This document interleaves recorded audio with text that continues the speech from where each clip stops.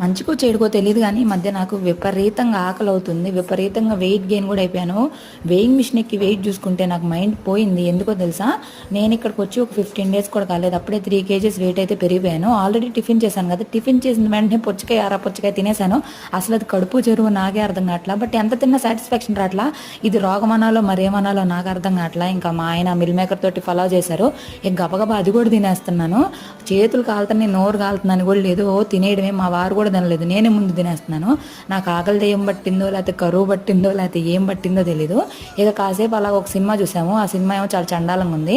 తర్వాత ఇంకా హవిని తీసుకొని పార్క్కి వెళ్ళాము. చాలా రోజులు అయిపోతున్నాయి, కాసేపు అలా తీసుకెళ్తే పిల్లలు ఎంగేజ్ అవుతారు, పిల్లల్లో కలవడానికి ఇష్టంగా ఉంటుందని చెప్పి. ఇంకా దాని తర్వాత మళ్ళీ మన తిండి పోటీలు స్టార్ట్ అయిపోయినాయి. పానీపూరి తింటున్నాను చూసారు కదా. ఇక మా వారు మంచూరియా తీసుకుంటే అది కూడా తిన్నాను, మిర్చి బజ్జీ గారెలు అవన్నీ తిన్నాను. అవన్నీ వీడియోలో పెట్టలేదు అనుకోకండి. ఇక అది ఇంకా దాని తర్వాత మంచూరియా తినేసి ఇంటికి వచ్చేసి అన్నం తిని కూడా పడుకున్నాను అనమాట. నచ్చితే ఫాలో చేయండి.